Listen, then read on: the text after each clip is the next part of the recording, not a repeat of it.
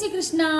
विश्व रूप में हम 45वें श्लोक से शुरू करके आगे पढ़ेंगे, है ना, 18वें अध्याय का। अगर आप मेरे साथ में प्रेयर पाना चाहते हो तो कमेंट में जय श्री कृष्णा और प्रेयर पाने वालों का नाम लिख दीजिए। चलिए शुरू करते हैं। अपने अपने स्वाभाविक कर्मों में तत्परता से लगा हुआ मनुष्य भगवत प्राप्ति रूप परम सिद्धि को प्राप्त हो जाता है। अपने स्वाभाविक कर्म में लगा हुआ मनुष्य जिस प्रकार से कर्म करके परम सिद्धि को प्राप्त होता है, उस विधि को तू सुन।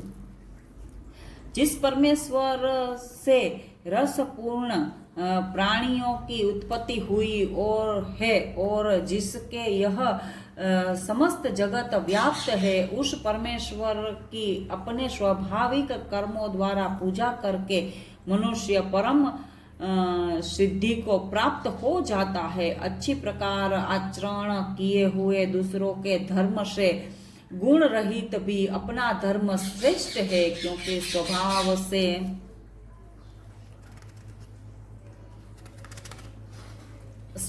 से नियत किए हुए स्वधर्म कर्मों को करता हुआ मनुष्य पाप को नहीं प्राप्त होता।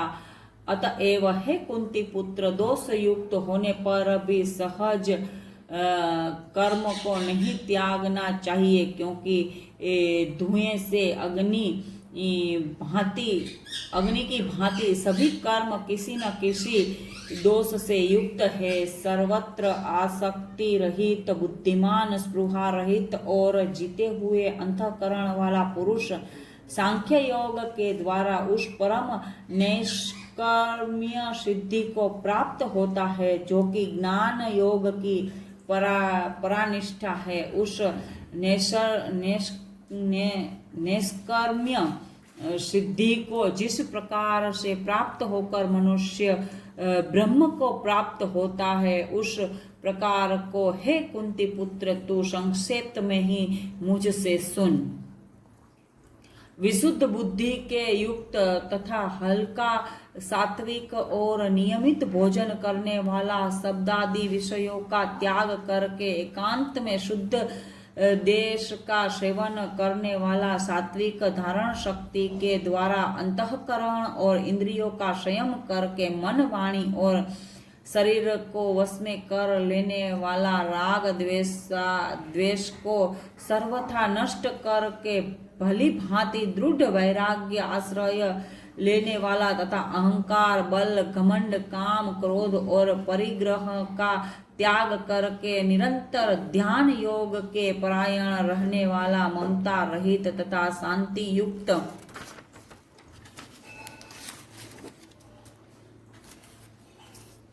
शांति युक्त पुरुष सच्चिदानंद धन ब्रह्म में अभिन्न भाव से स्थित होने का पात्र होता है। फिर वह सच्चिदानंद धन ब्रह्म में एक ही भाव से स्थित प्रसन्न मन वाला योगी न तो किसी के लिए शोक करता है और न किसी की आकांक्षा ही करता है। ऐसा समस्त प्राणियों में समभाव वाला योगी मेरी पराभक्ति को प्राप्त हो जाता है।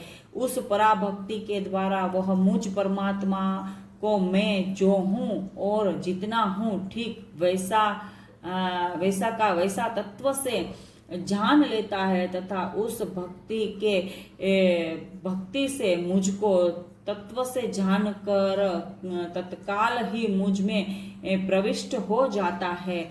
मेरा परायण हुआ कर्मयोगी तो संपूर्ण कर्मों को सदा करता हुआ भी मेरी प्रकृति के सनातन अविनाशी परम पद को प्राप्त हो जाता है। सब कर्मों को मन से मुझ में अर्पित करके तथा समबुद्धि रूप योग को अवलंबन करके मेरे परायण और निरंतर मुझ में चित्त वाला हो।